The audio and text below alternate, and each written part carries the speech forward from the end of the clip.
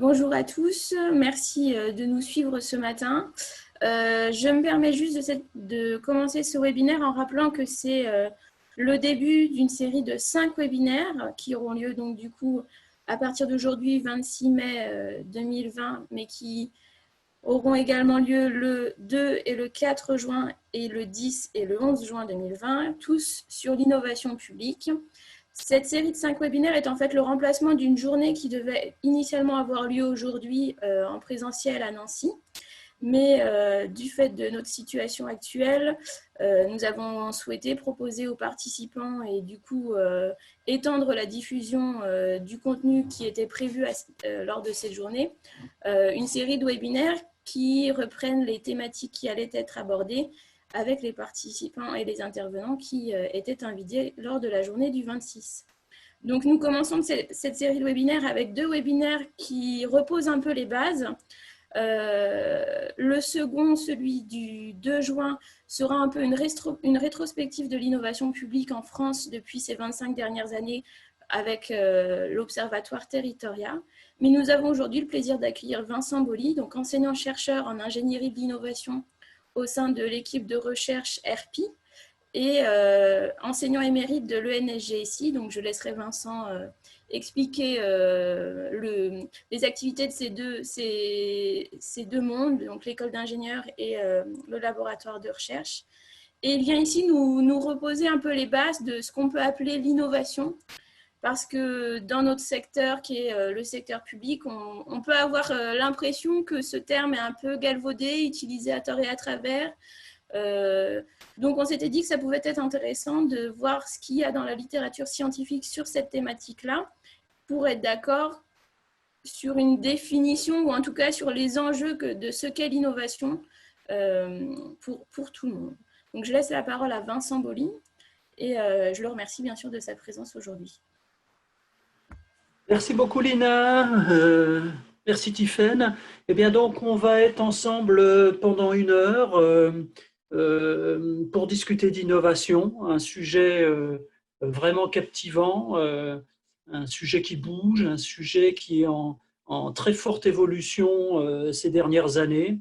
Donc on va débattre de tout ça ensemble. Surtout, vous n'hésitez pas à envoyer des questions et des remarques à Lina et Tiffaine qui feront remonter et on pourra débattre et discuter tous ensemble. Bien, alors, je vais me présenter en quelques mots pour que vous voyez un petit peu le cadre de cette discussion, mais je rappelle que donc j'ai la chance, l'honneur, le plaisir de démarrer avec vous une séquence avec 5 modules qui sont tous conçus de manière complémentaire. Alors, donc, en quelques mots, il se trouve qu'il y a 25 ans, avec quelques collègues, on a créé une école d'ingénieurs qui est dédiée au pilotage de l'innovation en faisant le pari que c'était un nouveau métier. Aujourd'hui, l'école d'ingénieurs, le NSGSI, qui est basé à Nancy, Génie des systèmes et d'innovation, forme des jeunes qui vont aussi bien travailler dans l'industrie, les PME, c'était une spécialité au début, on travaillait plutôt pour des PME, des grands groupes, mais aussi beaucoup maintenant en collectivité territoriale, dans des organismes publics divers. Et d'ailleurs, on a développé un master particulier, d'ailleurs en collaboration avec certains des personnes qui nous écoutent aujourd'hui. Donc, voilà. Et on fait de la recherche, c'est-à-dire qu'on met au point des méthodes de travail pour piloter l'innovation de manière un peu plus efficace, un petit peu plus créative. Donc, on met au point des méthodes. Donc, on a un laboratoire de recherche et on teste tout ça et on met en application tout ça dans ce qu'on appelle un Fab Living Lab. Donc, on a fusionné la notion de Living Lab et de Fab Lab. Donc, le Lorraine Fab Living Lab, dans lequel on développe toutes nos activités. Voilà, en quelques mots, il faut savoir qu'on a la chance d'avoir travaillé sur certains points un peu particuliers de l'innovation, qu'on est reconnu au niveau international là-dessus, toute notre équipe. Et donc, en particulier, pour tous ceux qui voudraient aller plus loin, il se trouve qu'il y a quelque chose de particulier quand on parle d'innovation en 2020, c'est que désormais, il y a une norme. Il y a une norme internationale de pilotage de l'innovation et donc on a été sollicité pour co-rédiger cette norme au niveau international. Voilà, en quelques mots. Alors aujourd'hui, voilà, aujourd'hui, de quoi on parle? On va regarder plus précisément c'est quoi l'innovation, donc quelques points particuliers quand on travaille, comment on peut dire qu'on est dans l'innovation ou moins ou pas du tout. Et puis on rentrera quand même parce que le thème qu'on a choisi avec les autres organisateurs, c'est quand même comment. Donc on rentrera dans le détail de certains points particuliers, opérationnels, utiles lorsque l'on envisage de faire de l'innovation. Alors, je vais partager avec vous mon écran. J'ai préparé quelques diapositives. Voilà, j'espère que ça va marcher. Ça a l'air de marcher. Voilà. Vous voyez bien l'écran? Voilà, parfait. Donc, on va démarrer ensemble. C'est quoi l'innovation? Alors, pour démarrer sur c'est quoi l'innovation, on va partir tout de suite sur quelques exemples, sur des exemples sur lesquels j'ai contribué ou notre équipe a contribué ou des exemples assez connus. Alors voilà, voilà c'est des exemples qu'on retrouve. Alors si vous regardez le bas de la diapositive, vous verrez naturellement que quand on parle d'innovation, il y a beaucoup de choses autour du numérique. Donc, on va dématérialiser les actes des différentes assemblées sur lesquelles on peut travailler. On a des tas d'applications téléphoniques aujourd'hui qui sont mises à disposition, par exemple, de visiteurs. J'ai vu qu'il y avait quelqu'un de Dijon, c'est splendide ce qui s'est fait à Dijon pour visiter la ville. Et puis, on a des initiatives du genre comment dématérialiser la prise de rendez-vous. Et on voit que derrière tous ces exemples-là, il y a chaque fois un service qui est rendu à un utilisateur extérieur. Alors, en innovation, il y a une notion qui est très importante sur laquelle je reviendrai en filigrane pendant toute la présentation, c'est la notion de valeur, c'est-à-dire qu'il faut générer de la valeur pour l'autre. Alors, la valeur, ce n'est pas de l'argent, ce n'est pas que de l'argent, c'est aussi un confort de travail, c'est aussi du plaisir, etc. Et on voit par exemple, pour l'application de prise de rendez-vous en ligne, le résultat, c'est que les gens posent moins de lapins. C'est-à-dire que les gens qui prennent rendez-vous en plus grand nombre viennent et assument et assurent, honorent le rendez-vous. Donc on voit qu'on a un confort de travail pour la personne qui reçoit les individus et aussi on a un confort plus grand pour la personne qui va prendre rendez-vous. Donc, le numérique joue beaucoup et impacte beaucoup l'innovation. On a aussi des innovations qui sont beaucoup plus hard, avec du lourd, de l'investissement du matériel. J'ai pris comme exemple la collecte pneumatique des déchets, et c'est bien une innovation, c'est une nouveauté qui va être lancée dans un espace, sur un territoire. Alors, il y a un exemple que j'aime beaucoup, que j'ai mis en haut à droite, c'est les boutiques amies. Alors ça se passe dans le quartier Sant Andreu à Barcelone, où en fait, la ville de Barcelone a demandé à certaines boutiques d'apposer un petit logo qui est boutique amie. Et qu'est-ce que c'est qu'une boutique amie? C'est une boutique où un enfant qui a un problème dans la rue peut immédiatement venir se réfugier à cet endroit-là. Donc il trouve un réconfort, etc. Quel que soit son problème, il a été embêté par d'autres enfants, il a eu peur, il est malade, et donc il y a un accueil. Alors ce qui est très intéressant, c'est quand une collectivité, un service public, une entité publique innove, et on voit que là, il y a quelque chose de complexe qui s'établit, car finalement, c'est le commerçant qui innove, qui propose un nouveau service. Donc on commence à voir cette notion de complexité et de chaîne qui a souvent lieu en innovation. Et puis l'autre exemple, en haut à gauche, c'est quand, par exemple, on prend des décisions de réutiliser des matériaux, l'économie circulaire, etc., avec ces exemples où on réutilise d'anciens matériaux pour aménager l'espace urbain. Et donc, on voit qu'il y a des configurations très différentes quand on prend des exemples, mais on retrouve certaines choses qui sont la création de valeur, c'est-à-dire un intérêt pour celui qui innove, et un gain, un intérêt pour celui qui va valoriser ce qu'on lui met à disposition. On trouve aussi une certaine complexité, c'est-à-dire qu'on voit que derrière le service qui est rendu, il y a toute une organisation aussi nouvelle qui a été créée. Et puis aussi, on voit qu'il y a des raisonnements qui changent. Utiliser un ancien matériau pour faire un produit nouveau, c'est quand même avec des modes de raisonnement. Donc on commence à rentrer, je dirais, dans ce monde merveilleux de l'innovation, très captivant, et on voit des aspects sur lesquels il va falloir travailler. Alors, je n'ai pas pu résister au fait de parler un petit peu de la crise. Pourquoi? Parce qu'il y a eu des gens formidables, et il y a toujours des gens formidables, puisque ce n'est pas terminé pendant cette crise sanitaire, des gens qui ont soutenu la société, qui l'ont fait fonctionner, qui l'ont empêché d'exploser. Et pendant ce temps-là aussi, des gens ont innové.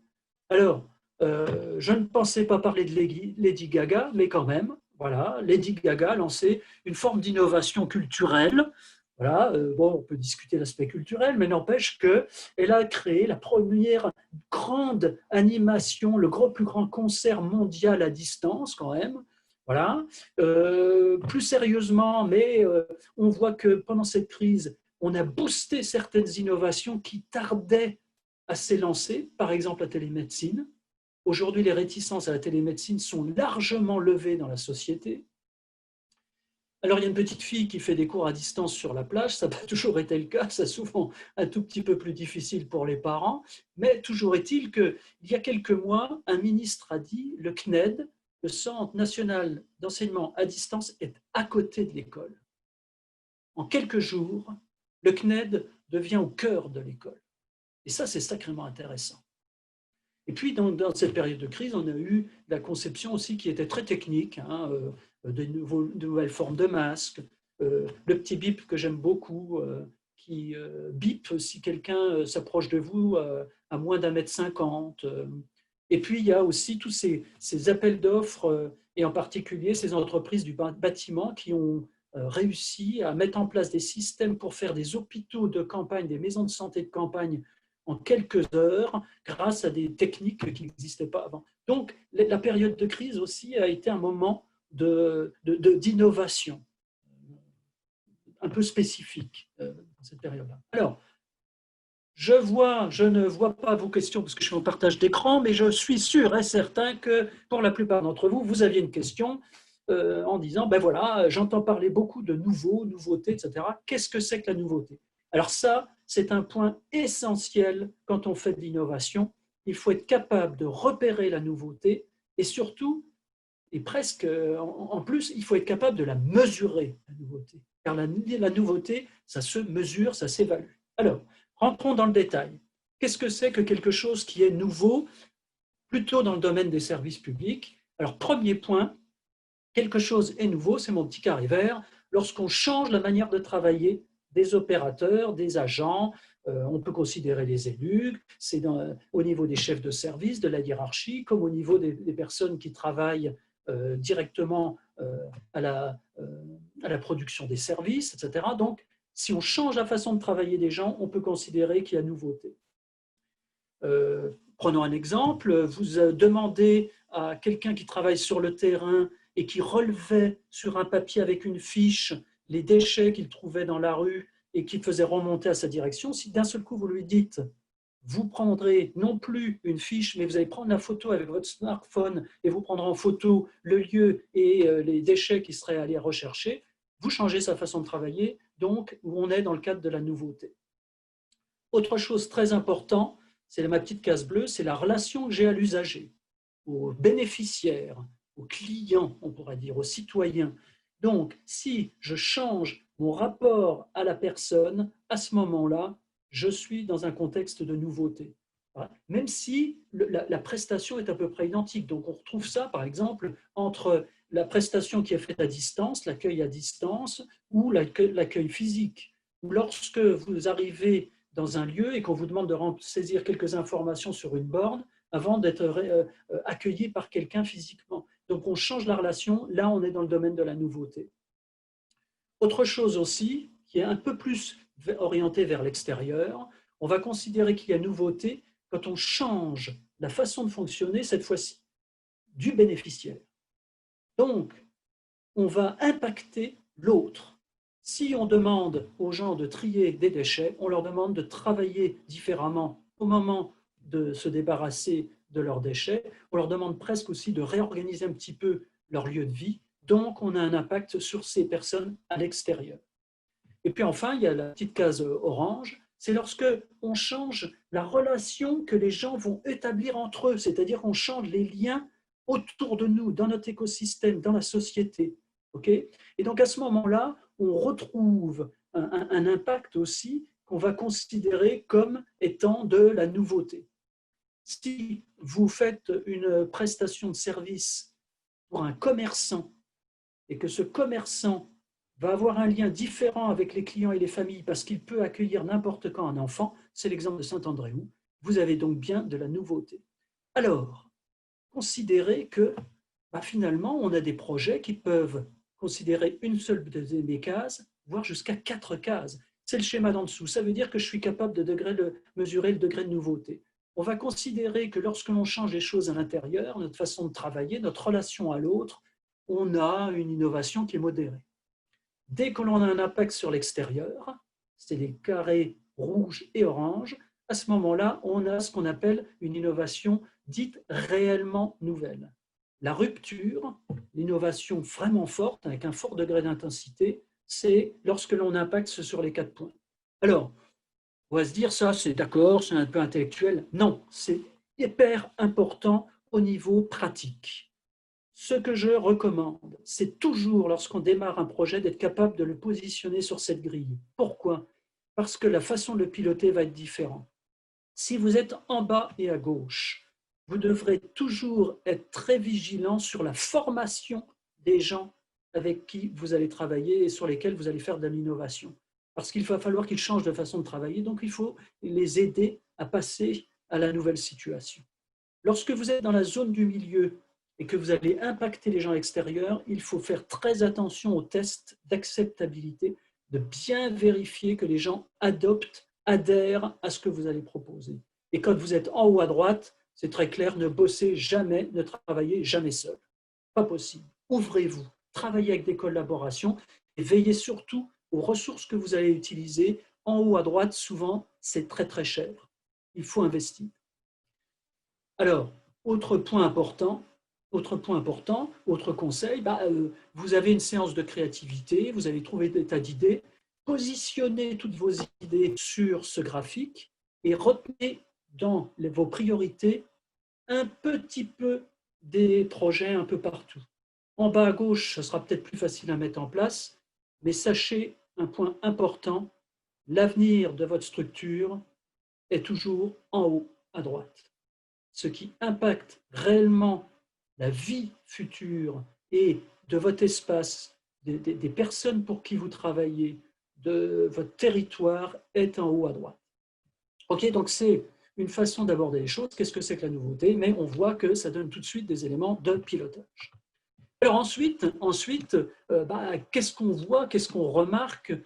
C'est quoi réellement l'innovation? Alors c'est deux choses, c'est un peu comme un iceberg. Il y a la partie qui est visible et puis il y a la partie du dessous qui est sous l'eau et qui est souvent la plus importante. Alors, qu'est-ce que l'on voit?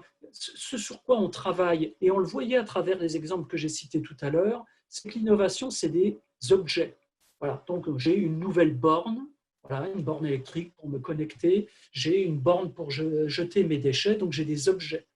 Mais naturellement, dans le domaine public, il y a énormément de services, c'est-à-dire de prestations qui se font à deux, parfois à distance, parfois asynchrone, mais il y a toujours deux personnes dans un service ou deux structures. Ensuite, il y a l'organisation du travail qui peut être changée. Vous avez aussi les relations financières, les flux financiers entre les personnes, j'ai appelé ça facturation de manière un petit peu générique, et puis aussi donc toute l'organisation du travail des personnes qui peut être impactée. Donc voilà, et ça les gens vont le voir, les bénéficiaires de votre travail, les citoyens, les autres services vont voir des objets, des logiciels, des services différents, etc. C'est ce qu'ils vont voir. Et derrière ça, il y a tout ce qui va être de l'ordre de l'organisation, il y a tout le travail qui va être fait. Alors, qu'est-ce que c'est que le travail en innovation? On va y revenir un peu plus en détail, mais dans votre organisation, il y a par exemple des séances de créativité. Quand on fait de l'innovation, c'est spécifique, c'est très intéressant, ça peut être drôle. Voilà, on se réunit, puis on utilise des post-it, on utilise des couleurs, on utilise parfois des lieux un peu originaux. Par exemple, les Fab Labs peuvent servir, ou des labs peuvent servir à faire de la créativité de manière plus ouverte, en faisant venir des citoyens ou des collègues d'autres services, etc. Donc, on fait de la créativité. Et il y a aussi un travail personnel ou à plusieurs, où on va concevoir des choses. Il faut trouver des solutions. Et puis, il y a tout un travail aussi d'étude. Il faut regarder combien ça coûte. Donc, il y a des gens qui travaillent à ça, voir les risques. Et puis également, il y a des périodes, toujours dans cet espace qui est moins visible, il y a des moments, il faut vendre ses idées, il faut les promouvoir, il faut convaincre sa hiérarchie. Donc, il faut faire des présentations, il faut faire des dossiers. Et puis, il y a aussi des aspects très intéressants en innovation, c'est qu'on n'est jamais sûr de l'acceptabilité. Jamais. Jamais. On a beau faire des essais, etc., il y a toujours un risque. Et du coup, on se risque de faire quelque chose qui ne correspond pas aux besoins. On va essayer de le minimiser quand même s'il restera toujours. Il restera toujours. Et bien donc, on va rencontrer des gens à l'extérieur, on va faire des réunions, on va faire des essais directement avec les gens. Voilà, donc toute cette activité, c'est ça qu'il va falloir organiser pour que le client, l'utilisateur, le bénéficiaire, et donc dans la fonction publique, c'est un citoyen ou des groupes de citoyens, des parties de la population, vont pouvoir bénéficier de ces choses qui seront de toutes faites au niveau de toute cette mécanique que l'on peut décrire et avec des activités. Alors, ce que je vous propose, Lina, au niveau des sondages, on en est où? On peut peut-être faire une toute petite pause, une petite parenthèse. On est où au niveau des sondages? Alors, on ne l'a pas introduit. On va vous proposer de répondre à quelques questions pendant Oui, l'intervention de Vincent, qui vous permettra, Vincent se permettra du coup à certains moments de revenir sur ce sondage afin de voir peut-être certaines idées reçues qu'on pourrait avoir sur ce qui concerne l'innovation, etc. Donc là, Vincent, je viens de le lancer. On va laisser un parfait. peu les participants répondre et puis dans quelques instants, quand tu voudras, tu pourras y revenir et moi, Ouais, ouais. j'afficherai les résultats. Parfait, merci, merci Lina. OK. Donc, je vais retirer. Voilà. Donc, on a vu l'innovation, le côté nouveauté, on a vu comment ça se concrétisait avec des objets, des services, et puis tout un travail de mise au point. Je voudrais, avant de rentrer plus précisément dans le comment, aussi tordre le cou à certaines idées fausses. Voilà. On entend des tas de choses autour de l'innovation qui, lorsque réellement on veut faire de l'innovation, quand on veut rentrer dans la pratique, ben, en fait, il y a un bruit, il y a des tas de choses qui sont dites et qui sont totalement fausses. Alors, commençons par déjà l'innovation, c'est pas pour nous. Voilà, je suis pas capable de faire un iPad, c'est-à-dire que je suis pas capable de faire un produit numérique qui se vend à des millions d'exemplaires en quelques jours, donc je ne suis pas capable d'innover, ce n'est pas pour moi. Je ne suis pas capable de faire un pont qui intéresse toute la population française, qui fait que les gens vont se déplacer en camping-car pour aller voir. Le pont de Millau, ce n'est pas moi, donc je ne suis pas concerné par l'innovation. C'est naturellement totalement faux. L'innovation, c'est pour tous. C'est-à-dire que chacun est capable de faire de l'innovation, chacun est capable de proposer et de contribuer à quelque chose de nouveau. Et ça, notre rôle à nous, c'est de mettre les gens en situation pour qu'ils puissent exprimer la créativité et aussi se positionner, participer, contribuer, jouer un rôle et se sentir comme nécessaire, comme pièce indispensable du puzzle pour que l'innovation réussisse. Donc il faut que chacun trouve son rôle et c'est ça. Alors, l'innovation pour tous, ça veut dire que de temps en temps, c'est la hiérarchie qui va pousser à ce qu'il y ait innovation. Mais on voit aussi qu'il y a un mouvement qui peut être fait en proposant des experts. Dans certaines structures, on nomme des référents. Mais reste de toute façon que si on veut réellement que le processus d'innovation soit permanent et efficace, il faut que chacun contribue. Donc il y a toujours à trouver une place pour chacun. Il faut former les gens, il faut les induire, il faut manager, etc. On verra ça dans le détail plus tard, mais c'est quelque chose qui est indispensable, c'est l'innovation pour tous. Autre idée qui est totalement erronée, c'est que on regarde, on fait un bilan historique et on se dit, ah, il y a quand même des gens, ils ont des bonnes idées. Voilà. Donc le post-it, c'était une bonne idée. Pourquoi c'est une bonne idée? Parce que 100% des gens qui participent à cette réunion utilisent ou ont utilisé des post-it et en ont acheté. Donc 100% de personnes concernées, c'est génial. Voilà. Sauf que, bien évidemment, au moment de se réunir autour d'une table et de savoir si on va lancer une étude autour d'un petit papier qui se colle et qui se décolle au moment où tout le monde parle d'informatique, savoir si c'est une bonne ou une mauvaise idée, ça n'a pas de sens. Donc il n'y a pas de bonne et de mauvaise idée, ça n'existe pas au moment où on commence à travailler. Il n'y a que des idées sur lesquelles on se dit qu'on est capable de bâtir, c'est-à-dire qu'on voit un sens. Voilà, si on vous propose de travailler sur un nouveau service qui permettrait de gérer différemment les quantités d'ordures ménagères chez les gens, ça a un sens, on trouve le sens pour faire une société plus écologique. Et puis on commence à voir qu'on a quelques aptitudes pour travailler dessus. Donc on est capable de construire. C'est ça une idée intéressante. C'est une idée sur laquelle on peut aller plus loin. Le reste, bon, mauvais, on verra plus tard. Impossible à dire. Enfin, dernier point très, très, très important, c'est cette espèce de marketing qui est fait autour des produits aujourd'hui pour dire qu'il y a un type génial qui était là et qui a une super idée, qui a tout fait, etc. Voilà. Il y a des génies. Voilà, il y a Edison. Edison, c'est un génie, il a trouvé plein d'idées. On oublie quand même le nombre d'heures d'expérimentation qu'il faisait avec ses collègues. Donc il avait beaucoup d'idées, mais surtout il faisait beaucoup, beaucoup de manip. Et puis il avait des moyens. Voilà, et c'est Steve Jobs extraordinaire, extraordinaire, etc. Sauf que Steve Jobs lisait beaucoup, beaucoup, beaucoup, beaucoup, beaucoup de lectures. Et donc, c'était peut-être quelqu'un qui avait beaucoup d'intuition, mais c'était surtout quelqu'un de très cultivé. Donc, en fait, il n'y a pas de génie créatif. Le processus d'innovation, il émerge par confrontation. On doit se confronter à la lecture, la théorie, on se confronte aux autres, en rencontrant des individus, en entendant des problèmes à résoudre. On se confronte à des experts qui ont des idées sur ce qu'il faut faire pour plus tard, etc. Donc en fait, il n'y a pas de génie, ou très peu. Il y a juste des gens qui acceptent, s'ouvrent à la confrontation. Et donc ça, on va y revenir un tout petit peu plus loin, mais il va falloir l'organiser. Et si on veut que tout le monde participe, il va falloir que tout le monde puisse se confronter à certains éléments. Voilà, ça c'est les idées fausses. Vincent, on a une petite question du coup qui tombe à pic. Ah, Selon toi, quelle est la différence entre invention et innovation?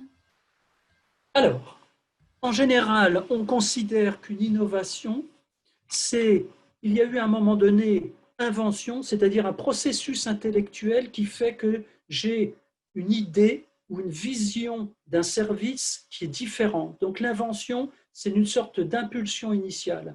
Mais l'invention, elle ne va pas plus loin s'il n'y a pas une construction. Donc l'innovation, c'est la construction à partir d'une invention, une construction qui permet d'aller d'une simple idée, d'un simple concept, à quelque chose qui va être applicable, utilisable, valorisable.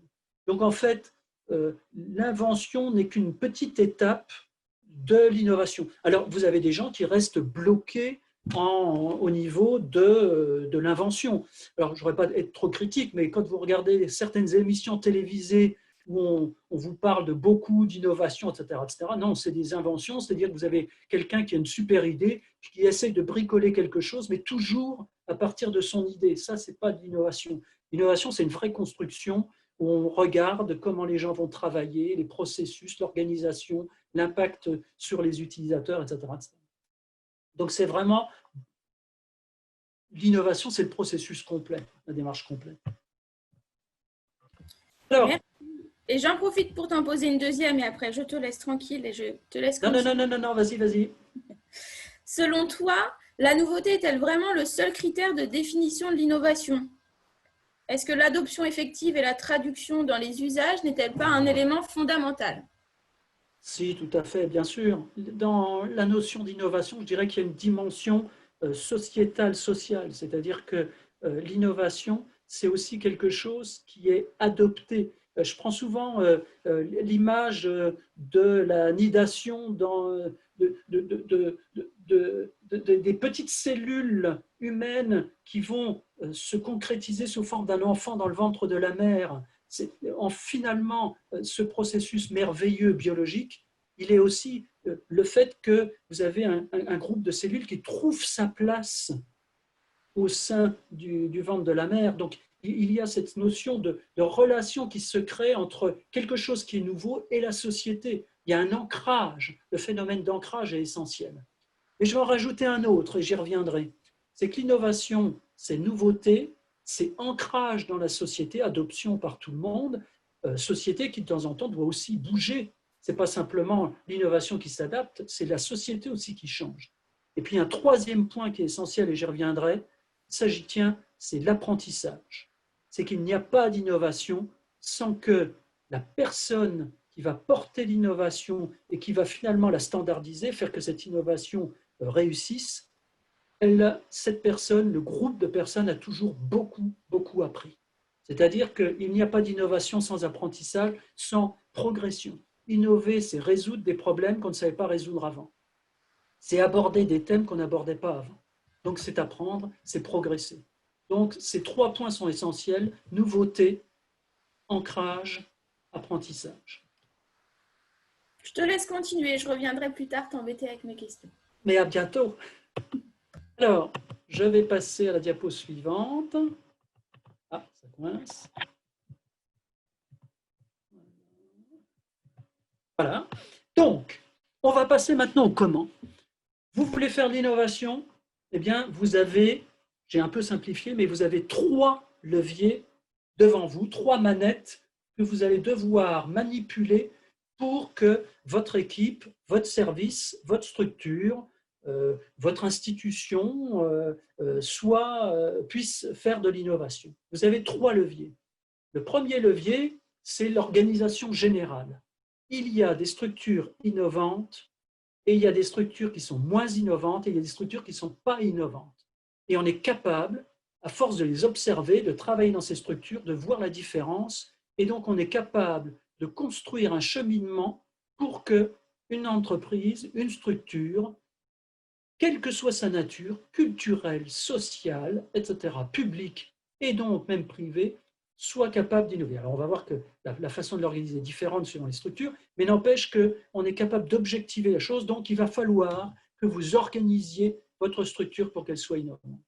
Ensuite, on va agir sur quelque chose qui est très particulier, qui est les projets. Alors les projets, ils ont une caractéristique, c'est qu'ils ont un début et une fin, avec des gens qui vont travailler ensemble pendant une période, puis après ça, ils vont se quitter, avec une organisation du travail qui va être temporaire et on va abandonner après. Donc un projet, ça a un début et une fin. Et donc, il va y avoir aussi une façon de piloter ces projets qui va être spécifique parce qu'il y a nouveauté. Et puis enfin, autre point, il va falloir travailler avec les gens, avec les femmes et les hommes de vos équipes, à l'interne et on verra aussi à l'extérieur. Et donc, il va falloir manager les gens. Donc, on va faire du management, on va faire la gestion de projet et on va faire une organisation. Avec ces 3 leviers, on va faire de l'innovation et on va voir les spécificités pour chacun de ces leviers. Je vais aller assez vite, en particulier pour le premier, puisque le premier sera beaucoup plus approfondi, Lina, si je ne me trompe pas, dans le module 5. Dans le module 5, vous reviendrez sur ces aspects-là. Alors, on va en dire quand même quelques mots. Il existe des pratiques d'innovation dans les entreprises, dans les structures, dans les organisations, dans les entités qui sont les plus innovantes. Il y a des pratiques qu'on retrouve à chaque fois. Et donc, ça ne veut pas dire qu'il faut tous faire la même chose, ça veut dire qu'on a des repères. On est capable de se repérer, savoir si sur telle ou telle pratique, on doit faire des choses, si on peut faire des choses, et à ce moment-là, si on applique ces pratiques, de facto, de toute façon, par conséquence, on va stimuler l'innovation. Alors prenons quelques exemples. La gestion de l'information. Si vous organisez la collecte d'informations partout dans votre structure, si chacun est en charge de collecter des informations et les mettre en commun, à ce moment-là, vous allez faire de l'innovation. Si les personnes qui sont à l'accueil vous font remonter quelques informations, si la personne qui va travailler avec les autres communes vont vous faire remonter des informations, si vous êtes dans un service régional, bien, vous allez avoir des informations qui vont remonter. Et cette information, c'est soit en direction des autres personnes, des utilisateurs de vos services, mais c'est aussi, vous pouvez confier aux gens des lectures. aller sur Internet, sur un certain type de site. Et on sait aujourd'hui que les organisations qui ont toute une organisation bien calée pour trouver des sujets et des sources d'informations sont des structures qui, de facto, sont plus aptes à faire de l'innovation.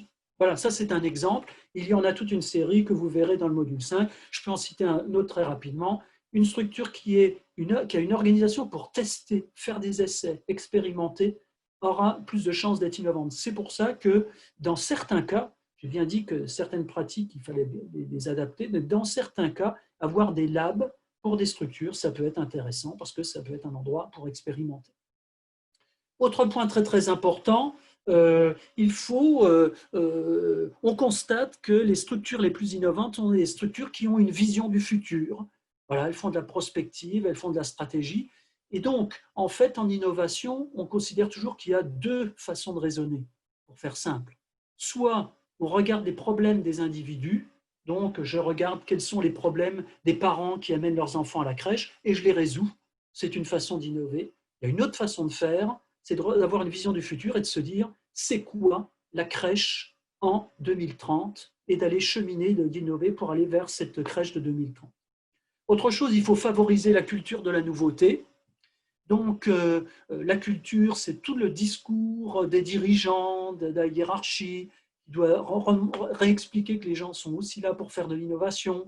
C'est de mettre en avant les réussites, parler des réussites, se comparer à d'autres, etc. Donc, toute cette culture est essentielle. Et puis, enfin, un point qui me tient beaucoup à cœur et sur lequel on a déjà fait pas mal de travaux, en particulier avec des collectivités comme la ville de Nancy, c'est l'évaluation. Il faut, parce qu'on utilise l'argent public, il faut être capable de se mesurer et de savoir si ce qu'on met en place en innovation est efficace, porte un sens, donne des résultats. Et donc, il faut évaluer les processus d'innovation. Je n'ai pas le temps de rentrer dans le détail, mais c'est des choses aussi qu'on sera abordées un peu aussi au niveau du module 5, mais c'est essentiel. Alors ça, c'est votre premier levier d'action. Vous faites des bonnes pratiques, vous organisez des réflexions, vous demandez aux élus, si vous êtes dans une collectivité territoriale, une stratégie, une vision, etc., etc. Et donc, vous agissez là-dessus. Vous avez un autre levier d'action qui est les projets. Donc, c'est les initiatives que vous prenez. Alors, là, je vais aller vite. 4 conseils de base, quelques points qui montrent l'efficacité. Première chose, il faut appliquer l'ouverture, il faut cesser de travailler tout seul. Personne n'innove tout seul aujourd'hui, en 2020, ce n'est pas possible. Il y a trop de contraintes, l'informatique, connaître les usagers, etc., etc. C'est tellement compliqué qu'il faut travailler avec d'autres. Donc il faut s'ouvrir. Bien évidemment, il faut que les gens travaillent entre eux, entre les différents services, mais ça, je sais bien qu'aujourd'hui, dans la fonction publique, plus personne ne travaille par silo. Ensuite, il faut faire de la créativité. Alors ça, c'est captivant, c'est super intéressant. Alors il faut parfois un peu booster les gens parce que tout le monde ne croit pas toujours qu'il a un potentiel de créativité. Les gens s'auto-censurent beaucoup. Mais toutes les formes de créativité, le brainstorming par réunion, la rencontre avec des citoyens, des utilisateurs, la lecture, analyser des textes, se comparer à d'autres, le benchmarking, tout ça, c'est captivant. Et donc, ça permet de trouver des idées. Autre point très très important, c'est l'analyse de besoins. Alors pourquoi j'ai insisté là-dessus? Parce qu'il faut faire très attention, il faut faire des innovations qui correspondent aux besoins des gens. Or, on est tous citoyens, utilisateurs, bénéficiaires des services publics. Donc il faut faire très attention de ne pas croire qu'on a la science infuse et qu'il faut innover selon nos propres perceptions. Non, il faut faire beaucoup d'efforts, beaucoup d'études pour comprendre les perceptions des autres. Alors, il y a des besoins qu'on ne sait pas exprimer. Personnellement, je suis incapable de dire quels sont mes besoins en mobilité. Je sais ce que je veux faire pour me déplacer, mais en termes d'infrastructure, d'organisation, je suis incapable de le dire. Donc, bien évidemment aussi qu'il y a l'expertise de certaines personnes qui peuvent aider.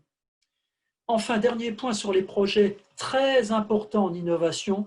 N'oubliez pas qu'on est en 2020.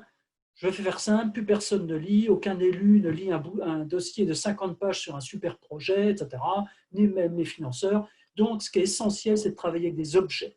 Il faut fabriquer des choses. Un projet innovant, c'est une suite d'objets qu'on va fabriquer.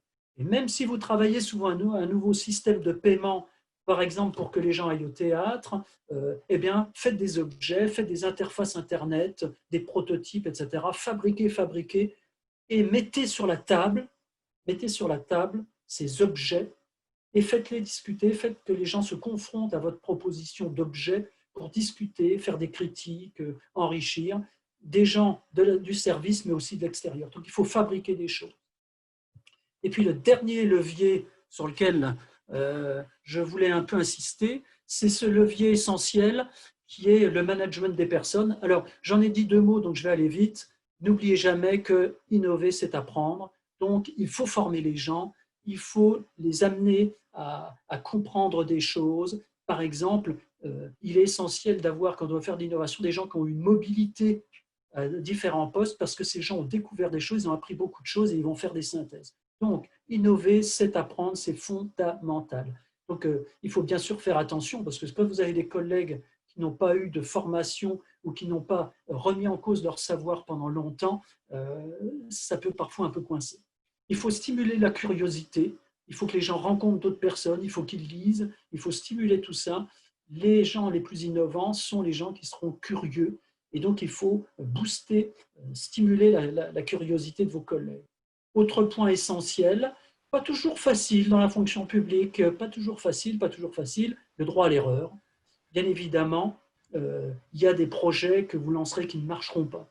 Mais attention, attention, en innovation, on peut avoir un échec sur un projet, mais on doit toujours gagner en termes de compétences pour les personnes. Les gens doivent avoir appris. Donc il faut avoir progressé, même si un projet à un moment donné ne fonctionne pas bien. Donc voilà, droit à l'erreur. Enfin, le dernier point très très important, n'oubliez pas que si vous voulez proposer de la nouveauté, les gens vont se dire, bah, ça veut dire que ce que je faisais avant n'était pas bon. Donc, ils vont se sentir critiqués. Donc, il faut toujours donner un sens à l'innovation. Et le sens dans le service public, c'est très simple, c'est le citoyen, c'est le public. Donc, il faut toujours expliquer aux gens qu'on innove, non pas pour critiquer ce qu'ils faisaient avant, mais parce que la demande extérieure, les besoins extérieurs, la société change et qu'il faut donc répondre aux besoins des citoyens et des bénéficiaires de nos activités. Voilà. Vincent, Donc, je me permets de intervenir une toute petite fois. On a Olivier dans les participants qui a levé la main pour, j'imagine, prendre la parole. Donc, je vais juste le laisser intervenir et après, j'aurai une question pour toi sur les objets intermédiaires de conception. parfait. Donc, Olivier, je vous laisse prendre la parole si vous le souhaitez toujours.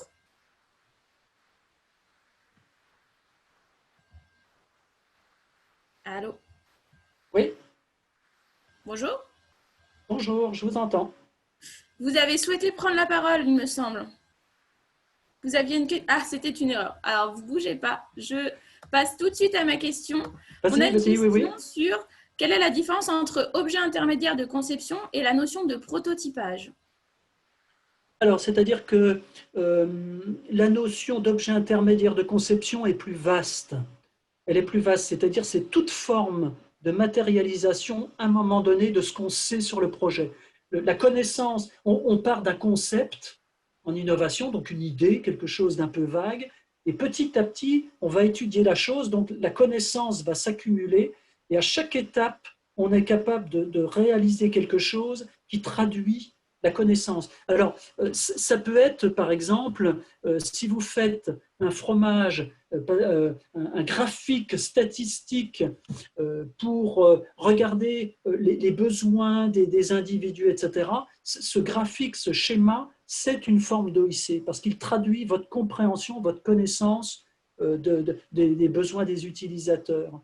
Le prototype est une forme d'OIC, est un OIC en tant que tel, bien sûr. Mais par exemple, parfois, faire un prototype, ça prend du temps et c'est compliqué. Donc parfois, vous pouvez très bien avoir une affiche qui simplement présente de manière un peu plus détaillée votre concept. Vous présentez l'affiche à différentes personnes, ils vont réagir, et donc l'affiche est un objet intermédiaire de conception. Donc le prototype, c'est déjà une forme relativement élaborée. D'accord. Merci.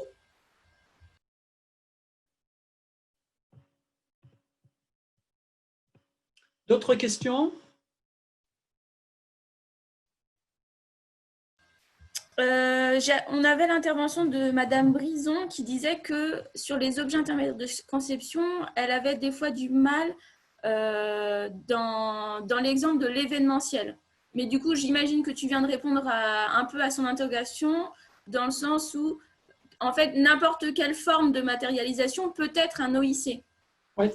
Alors, tout l'art, mais c'est une bonne remarque, hein. Tout l'art, c'est de trouver les OIC indispensables dans le cadre d'un projet. Alors moi, je vais vous donner un avis, mais qui est discutable. C'est quand je planifie un projet, je ne planifie pas les tâches au début. Je planifie les objets qui vont me sembler indispensables lors du déroulement du projet et je pense aux confrontations que je vais avoir avec les différentes personnes à qui je vais demander de tester mes idées, mes propositions pour le projet, mes solutions, et donc j'envisage plutôt des objets. Voilà. Et en cas de l'événementiel, on voit bien que des choses autour de l'image, des photos, peuvent être des choses intéressantes. Je vais prendre un exemple un peu différent. On a par exemple travaillé sur un écoquartier. Ok. Eh bien, cet écoquartier, plutôt avant d'avoir toute la phase de prototype et des choses comme ça, on a fait un diaporama et on a fait réagir les gens sur des diapositives. Et on a vu que il y avait une très grosse différence. On avait réuni des personnes très différentes, des professionnels et des citoyens dans le cadre de notre Fab Lab, de notre Fab Living Lab. Et on a fait une première réunion, on a fait discuter les gens, on a fait parler. Et ensuite, on a fait une deuxième réunion avec ces patchworks d'images, etc. Et on a vu que la contribution est très différente, est presque beaucoup plus riche avec des diapositives, des photos, etc., qui interpellaient les gens. Très bien. Je parcours un peu les questions. Mathieu Ruillet nous dit: l'enjeu d'un OIC n'est pas surtout de produire une compréhension commune à tous les participants. Tu l'évoquais, ça a aussi cet objectif-là de Bien sûr, planification. l'objet, c'est aussi un média, c'est-à-dire un moyen de communiquer, de montrer les choses. Alors parfois aussi, on est un peu provocateur. Du coup, quand on est en train de concevoir une innovation, on peut très bien mettre des images un peu fortes, montrer un objet d'une certaine façon pour que les gens réagissent.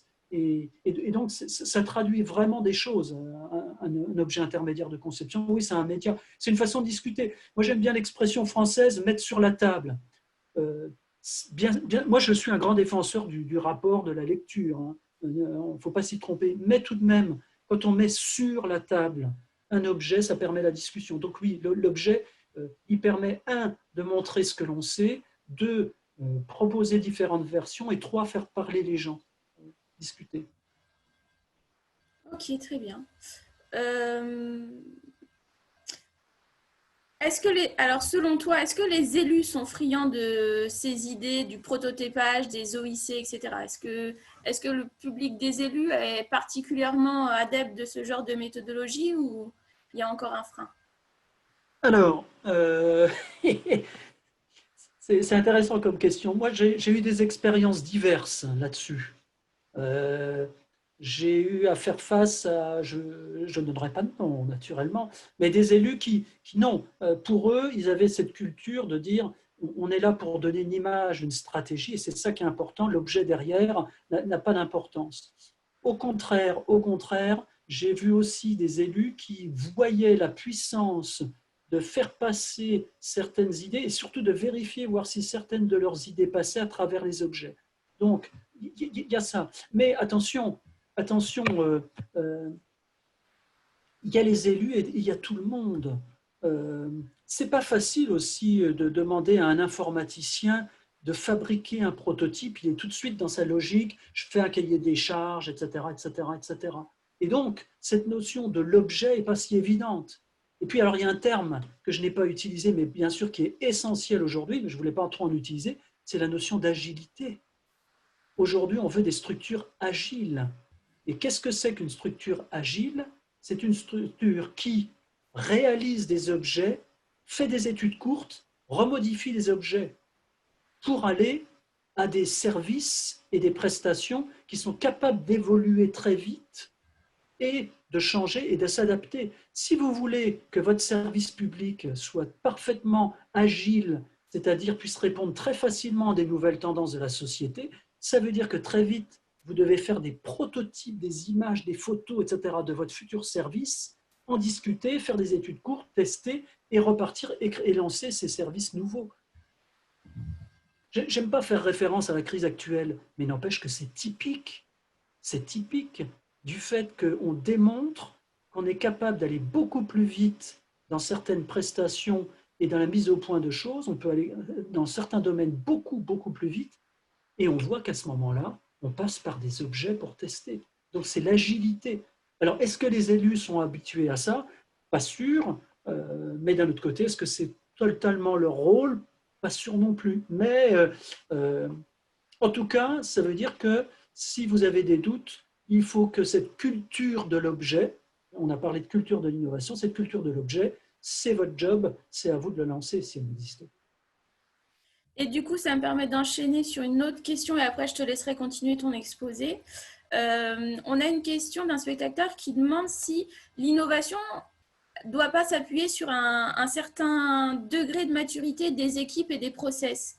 Dans le sens où est-ce qu'il faut bien maîtriser déjà ce qu'on fait pour innover, ou est-ce qu'au final, le fait de ne pas avoir un certain degré de maturité de sa propre activité ou de ses équipes, c'est un frein ou ça ne l'est pas par rapport à l'innovation? Alors, je vais avoir un avis qui est peut-être un peu catégorique. Je ne crois pas. Je ne crois pas qu'il faille avoir beaucoup de maturité dans dans son métier pour pouvoir innover. Je ne crois pas du tout. Ce que je crois, c'est que c'est un but parallèle à l'innovation que d'avoir plus de maturité. Je crois aussi que innover donne plus de maturité aux gens, donc c'est une façon de progresser. Mais pourquoi il n'y a pas besoin d'être expert dans son domaine pour innover? Bien sûr que c'est plus facile, mais pourquoi? Pour une raison bien simple, c'est qu'aujourd'hui, vous devez vous ouvrir. Et si, sur certains points de votre métier, il y a un manque de maturité, ouvrez-vous à l'extérieur, trouvez la composante, trouvez l'autre service, trouvez l'autre association, etc., qui a cette maturité très forte. Et travaillez ensemble, faites du partenariat. Donc, bien évidemment que quand on ne connaît rien dans un domaine, c'est difficile. Mais il n'y a pas besoin d'avoir une forte maturité, pas besoin de beaucoup d'expérience pour innover. La réponse, c'est il faut s'ouvrir et trouver le bon partenaire. Ok, merci Vincent. Il reste peu de temps, donc je te laisse peut-être finir ton exposé et on aura peut-être le temps pour quelques questions à la fin. Bon, je vais juste dire deux mots. Je vais juste dire que ma conclusion, c'est que naturellement, l'innovation, ça s'organise, travailler avec d'autres. Il y a des tas d'experts. Nous, on a une école ici à Nancy, mais il y a plein de structures partout en France sur lesquelles il y a des gens qui s'y connaissent parfaitement en innovation. Il faut se rapprocher de ces gens-là. Vous pouvez aussi travailler de votre côté seul et construire votre démarche de manière structurée. Il y a en tout cas un point qui est essentiel, c'est qu'il faut le décider. Il faut le faire. Il faut dire je le fais, je vais innover. Et on met en place les trois leviers que j'ai indiqués. Mais donc il y a une vraie décision de se lancer. Ça se choisit d'innover. Ça, c'est ma conclusion. Très bien. Alors, je prendrai juste une dernière question. Nous, on essaiera, on prendra un temps avec Vincent pour essayer de répondre de manière écrite à questions qui nous ont été posées, qu'on n'aura pas pu évoquer ensemble aujourd'hui. Et je me permets juste de faire du coup une petite réclame pour la suite de cette série de webinaires où sera rediscuté un certain nombre de notions qu'a évoqué Vincent. Donc voilà, n'hésitez pas à vous inscrire sur les autres séminaires de cette série pour creuser certains sujets. Je terminerai juste peut-être avec une question, Vincent, qui reprend ce que tu disais un peu précédemment. Comment peut-on équilibrer la partie créativité, co-construction, écoute des aspirations, où tout le monde est légitime à s'exprimer, avec une partie faisabilité, études, où c'est plutôt des experts, généralement, et souvent, du coup, dans nos administrations, des chefs, entre guillemets, qui reprennent la main sur les décisions. Très important. Très important. Faites très attention. Quand on fait de l'innovation, vraiment, c'est captivant, on fait des choses, on a envie de se lever le matin pour faire des choses nouvelles, pour apprendre. On est capable de mettre une dynamique très forte, mais il faut quand même faire attention à certains points.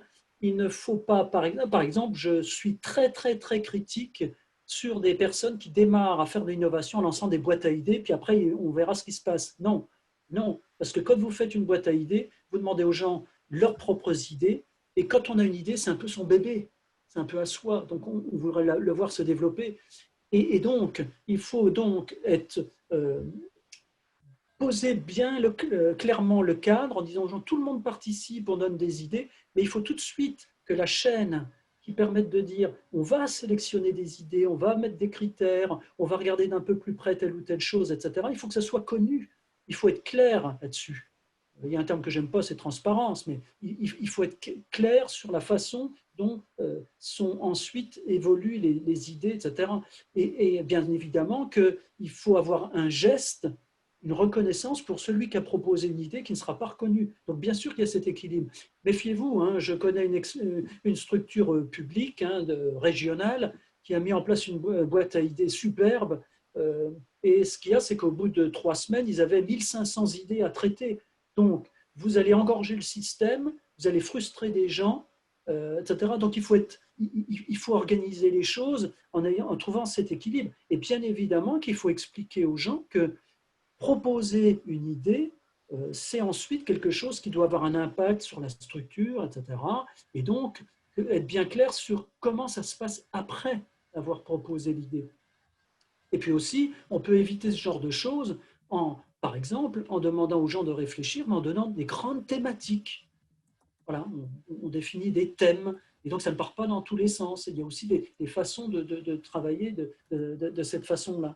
Et puis aussi, on l'a vu dans mon graphique sur la nouveauté, de temps en temps, ben, il faut lancer aussi des idées qui sont peut-être un peu modestes, moins intéressantes, mais pour montrer aussi aux gens qu'avoir une exemplarité. Donc ça, c'est un point très très important.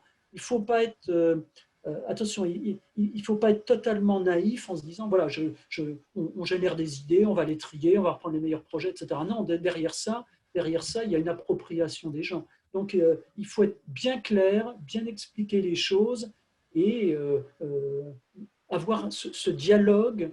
On ne peut pas en innovation dire on a le droit à l'erreur, d'accord, et que la première sanction, c'est que je propose une idée et j'apprends 2 mois après que finalement, elle n'a pas été triée, elle n'est pas tombée dans la bonne case. Ça, c'est pas possible. Ok. Merci beaucoup, Vincent. Il est 12h00. Je pense que le timing est parfait. On va prendre le soin de nous répondre aux questions qu'on n'a pas pu évoquer ensemble. Et on vous fournira bien sûr le lien pour avoir le replay de l'intervention de Monsieur Boly, ainsi que les réponses et les questions et les réponses qu'auront pu être posées. Merci à tous et bien sûr, on vous retrouve le 2 juin à 11h pour le prochain webinaire. Bonne journée et bon appétit. Merci à tous.